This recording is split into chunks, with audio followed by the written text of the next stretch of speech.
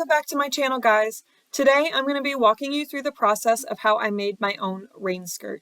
First thing I had to do was source a pair of rain pants I'd be okay with cutting up if it didn't turn out well.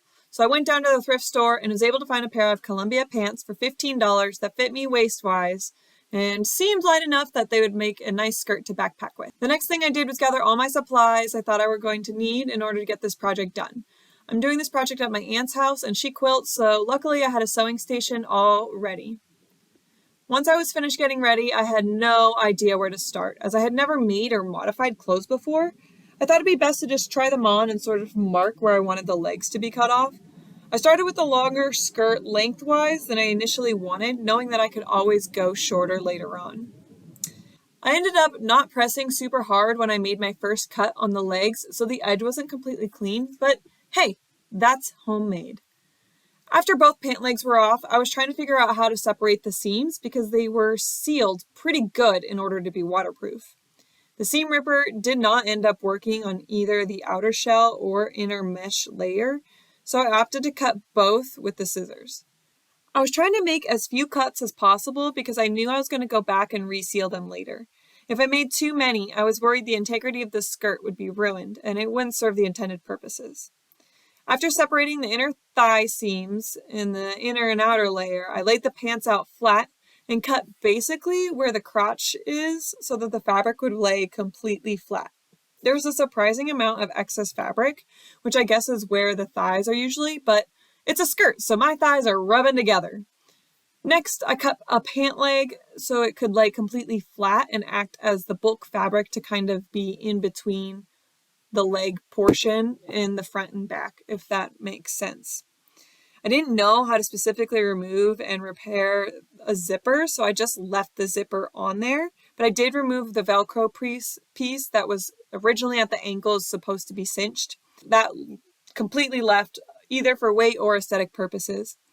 I would recommend, if you are laying your pieces out and you are sewing, that you sew the back first so you have room to improve and it won't be glaringly obvious if you make a mistake.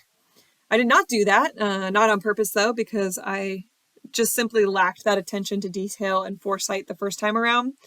So I tried to align the middle seam with the zipper so it would look a bit nicer. I sewed that bulk fabric piece to the pants. Can I call them pants now, or are they just useless fabric? Oh well, pants, skirty pants.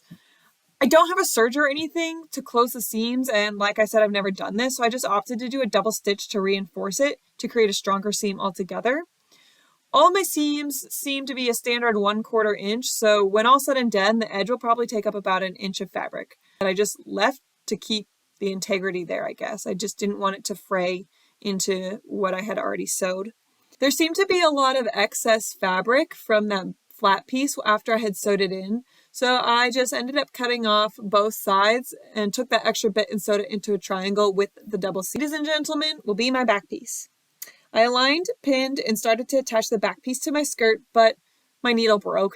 I guess this is a lesson you can all learn from me. I think the double fabric must have been too bulky and caused my needle to be stuck or slow to withdraw, and that caused the needle to be jerked out of its hold, causing it to break. Okay, day 2, everyone, here we go. I finished sewing up the back seam for the piece of fabric. Now I have the front and back panels sewn in to make a skirt. Yay! I do have raw edges on the bottom, so I ended up folding them kind of in over on top of each other to create a more waterproof bottom and sewed the seam together. This one was a bit of a learning curve, but luckily my aunt got home from work and gave me some ideas on how to make it work a little bit better. After that, I just kind of put it on, gave it a once over, and here I am. I have my rain skirt. I'm really excited about it, guys. The one reason I want to have a rain skirt is because when I was hiking the Appalachian Trail, rain pants always made me too hot, but I never wanted my shorts to get wet. So hopefully this will mitigate the problem when I'm on the PCT. Tell me what you guys think. Like, subscribe if you want to see more things about thru hiking, and thank you for watching.